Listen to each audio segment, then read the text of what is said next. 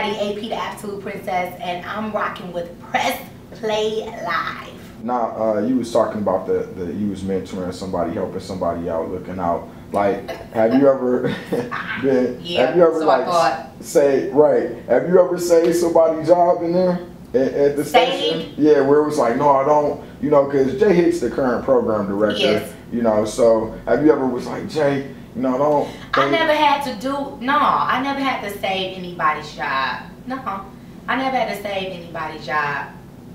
I should have been trying to save my own, huh? Well, if it, you know, I mean, you no, was ready for the transition, I'm joking. So. No, I'm just no. If anybody's job I was gonna try to save, it would have been mine first. But I mean, like I said, like it's just one of those things that happened. It wasn't in my plan, but It is what it is. It is what it is. How's the politics in radio? Because there's always this unspoken thing about politics. Like, you've been there for a minute. Like, yeah. what do you think about the politics of Detroit radio? There's a lot of politics in Detroit radio.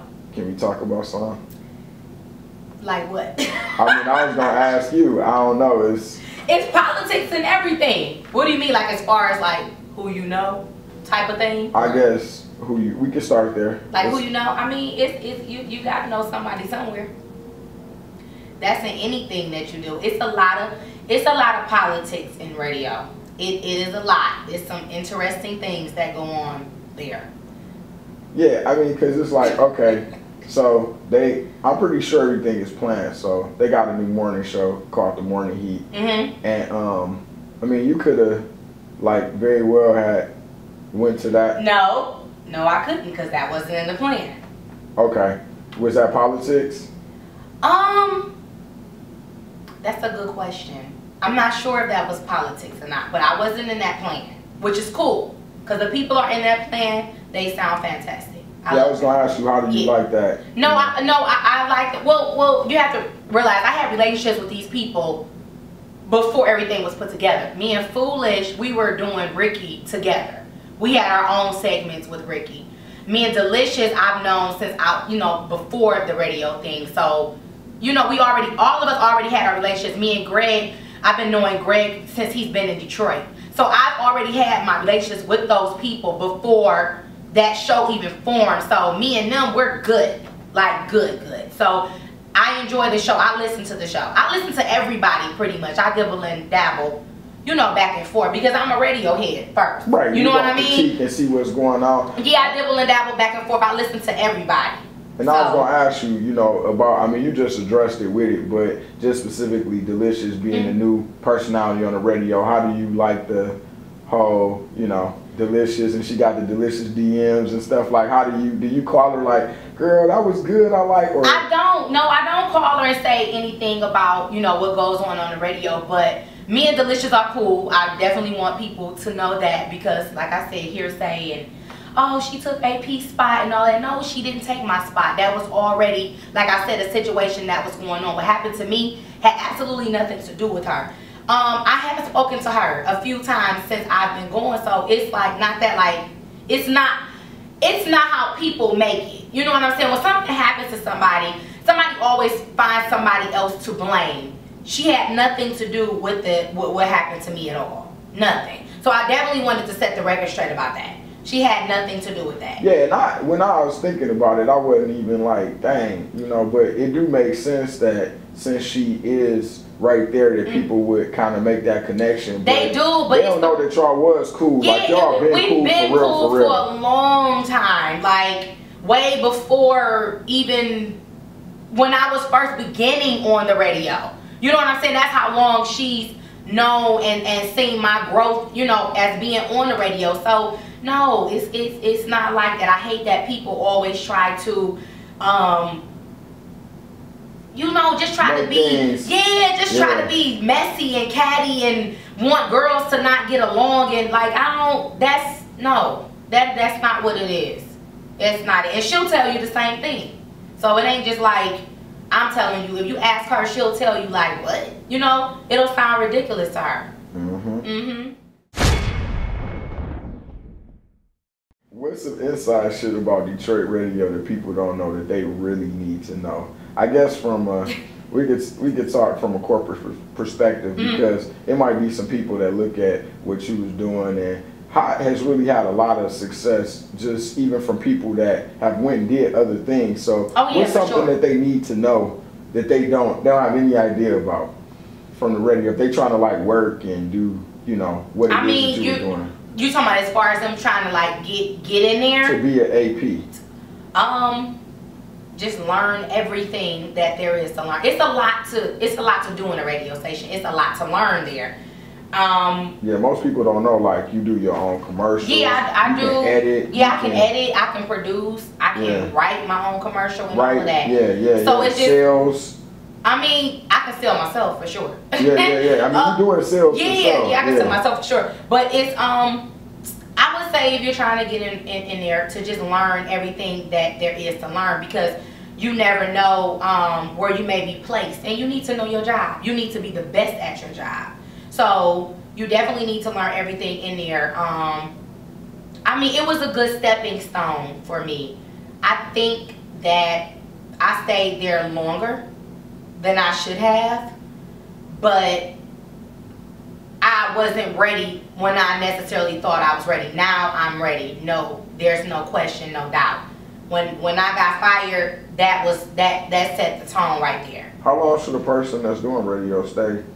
You know what, I can't really say. I'm just saying, for me, I felt like I was there too long because I've seen a lot of things. Well, I can't even necessarily say that I was there too long. Speaking to me, I mean, from me, I think I was there for too long. But like I said, God has, I don't want to freak anybody out because I keep mentioning God, but that's what I do. He moved me when he felt like it was time for me to be moved. 8 years in my eyes, that's a long time to be somewhere and not really have your own. And what I mean as far as your own, like, I didn't have my own show. You know what I'm saying? Like, I was on Ricky's show, and I've done a lot of things since I've been at that station. I've never had my own show. I don't know if anybody ever realized that, but I never had my own show. Like, I went up for shows, like, I went for middays like 3 times. Never got it. Each time. Yeah, I mean, it just goes to show you, you know, when it's your time, it's your time. Now it's my time. It wasn't my time then. But for me to be moved out of that place after 8 years, like, come on now. I'm ready. You know what I mean? Like, I'm really, really ready. I know that I'm ready. God knows that I'm ready. Like, I'm ready for the next level. You know, it's not, I don't think that it's going to be radio. I don't think, if it is radio, it's not going to be radio here anymore.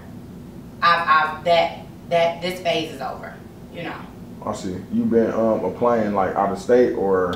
I haven't been applying out of state. I have not.